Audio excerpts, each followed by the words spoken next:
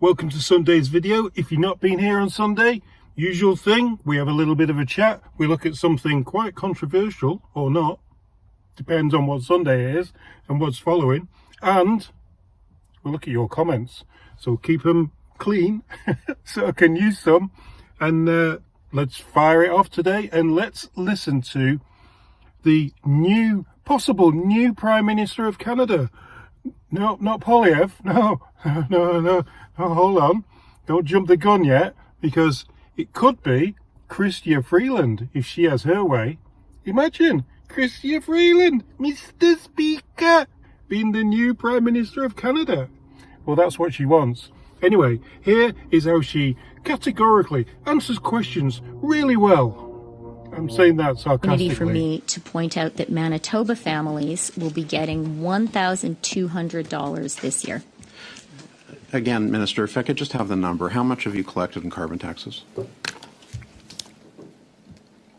The key point which Conservatives consistently are trying to keep from Canadians is that the price on pollution is completely revenue neutral. Minister, it's a very straightforward question. Canadians want the answer the to. money does not go into general revenues. It is returned to Canadians. What is the dollar value of all carbon taxes collected since the tax was implemented? The key point is that is money in the pockets of Canadians. For Manitoba families this year, it's going to be $1,200. That is making a real difference. Just the number, Minister. How much has the government actually collected in carbon taxes? As I said, the key point is it's all money that goes back to Canadians. It goes back to your constituents, my constituents, Daniel's constituents. With the greatest of respect, it's Mr. not revenue Halland's neutral. In fact, the estimate, no, the Minister, the estimates say that you refuse to answer with giving accurate information, Minister. The government's own financial documents, your main estimates show that you've collected $20.7 billion in carbon taxes and has only paid out $18.6 billion since the carbon tax took effect. Oh, your government has collected over $2 billion out of the pockets of Canadians since the tax was implemented that you have not paid back. That's cool, Terry. Accident-free Million Mile Club. How many miles have you done? 2 million safe miles. 2 million. Cheers. Don't forget to like and subscribe. Thanks, pal. Terry, the trucker, he works out of Woodstock, Cambridge area, all around Ontario, and just in the background, just hear our band. We're actually playing a gig this afternoon, so I can't really put it on anywhere on YouTube because we play all cover songs and it just gets copyrighted. So yeah, according to the Liberal government themselves, they've collected 2.7 billion but only given out 18.6 billion. So it costs money to run this thing. We're talking millions to run it. So somebody's pocketing money for this, so they would have had to open up some kind of carbon tax office or registry or something and employ people to look at what carbon tax is coming in from things that they can find, because carbon tax is it's put on everything. It's put on food, fuel, heating, everything's carbon taxed. Probably even a new car that you buy or an EV that you buy, it's probably got carbon tax on its delivery, because I saw before, I saw Teslas being delivered on a diesel truck. So you must have carbon tax on the delivery of Teslas. How can she say that it's revenue neutral when $2 million is sort of gone in a puff of smoke? Anyway, let's move on to the comments. Let's start with Rick. Thanks, Rick. $2 super chat. Thanks, he said. Well, thank you. That's my first ever super chat, so I wanted to document that so I can at least come back and see where the first one came from. Might be the last one as well. Anyway, if only Justin Trudeau was this strong. This is the Ghanaian president when he was talking about how, well, it's here. 2 billion tons of carbon emissions will come from your seabed, from those reserves, and be released into the atmosphere. I don't know if you as a head of state went to the COP in Dubai. Let me stop you right there. Do you know that Guyana has a forest forever that is the size of England and Scotland combined? A forest that stores 19.5 gigatons of carbon. I didn't like that English guy. I like English guys, but I didn't like that English guy. Anyway, your comments on this were pretty good. I thought that was a brilliant thing that he said.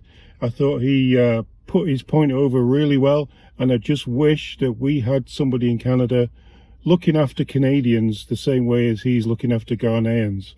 Anyway, pinned this one. Rainer said, "Those left-wing morons just don't want to listen. Kudos to Ghanaian's president. This guy isn't bending to all the left at all. Hopefully Mr. Poilievre will have a stance like this. I hope he doesn't let us down. Upcoming budget will be very interesting. Trudeau goes around the world wearing his ballerina outfit. We need to ban the WEF, pull out of the UN, NATO, WHO, NWO, and all the other BS organisations that are pushing their will onto us. I could get very obnoxious here, but I will restrain myself."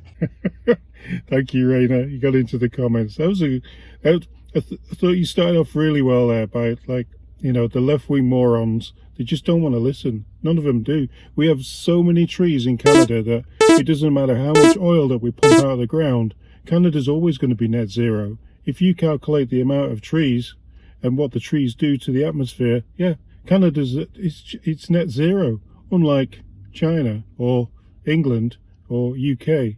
Well, Scotland's got a lot of trees, but I'll tell you what, in England we built over almost everything. There's not a lot of triage anywhere. Triage, and that's a hospital thing.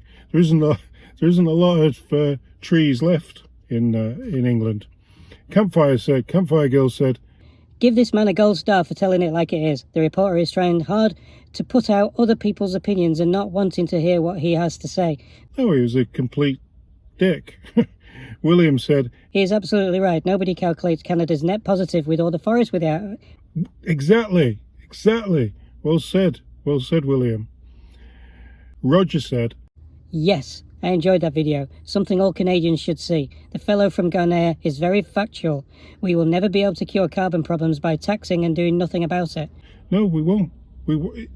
The trees, just keep, when you take down a tree, plant a tree. You gotta let the earth do what it can do. You can't make poverty your global emission goal.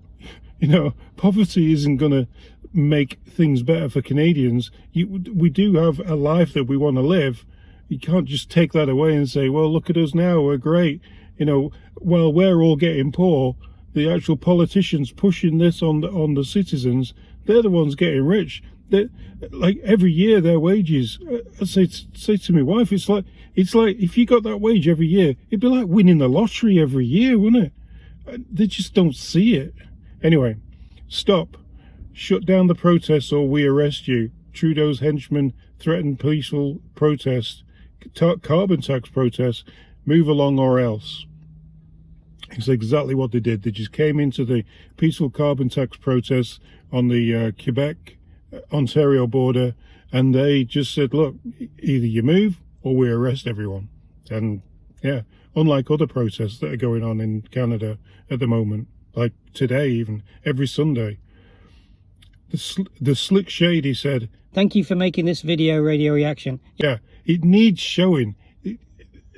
The cops coming up and moving people like this, it's not on CBC, it's not on mainstream media, it's not on any of the Trudeau funded outlets that, you know, support left. Well, it's not even left wing, is it? It's far left wing.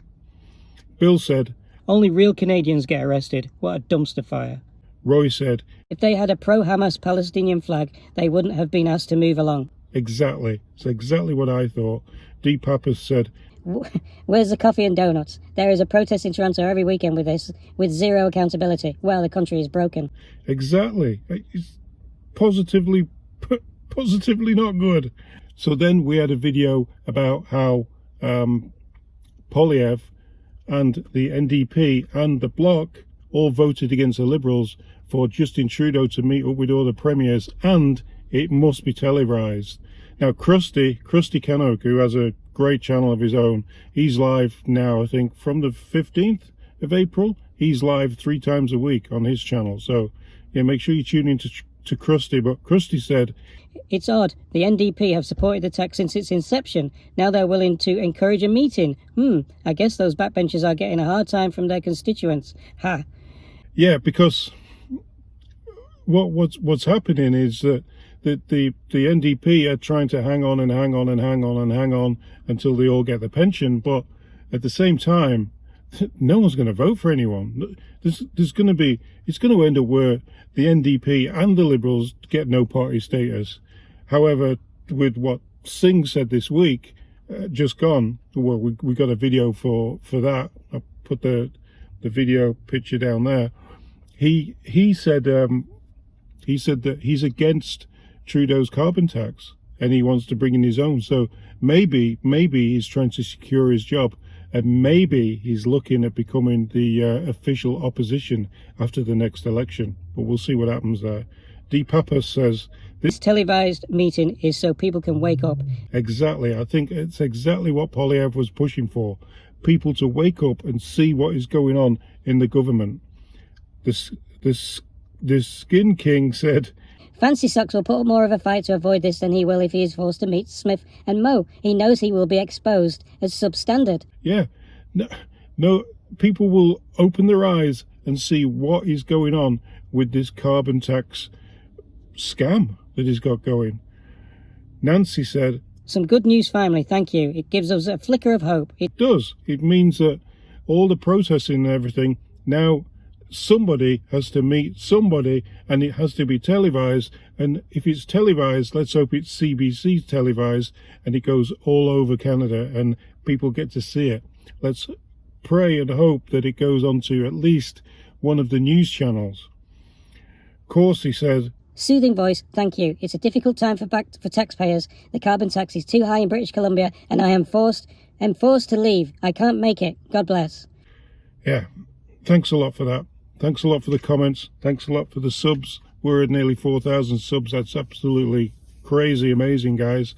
Thanks for the likes.